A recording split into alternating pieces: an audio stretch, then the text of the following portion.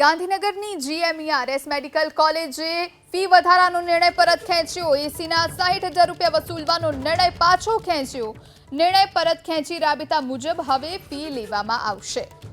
તો વિદ્યાર્થીઓ પાસેથી જે વધારાનો ફી વસૂલવાનો નિર્ણય હતો એ પરત ખેંચવામાં આવ્યો છે। નિર્ણય પરત ખેંચી રાબેતા મુજબ જ અત્યાર સુધીની જે ફી હતી તે જ વસૂલવામાં આવશે। તો ગાંધીનગર જીએમઈઆરએસ મેડિકલ કોલેજે ફી વધારાનો નિર્ણય પરત ખેંચ્યો છે। એસીના 60,000 રૂપિયા વસૂલવાનો નિર્ણય હતો, જેને લઈ અને વિરોધ પણ વિદ્યાર્થીઓએ કર્યો હતો અને હવે આ નિર્ણય પાછો ખેંચવામાં આવ્યો છે। નિર્ણય પરત ખેંચી રાબેતા મુજબ જ હવે ફી વસૂલવામાં આવશે।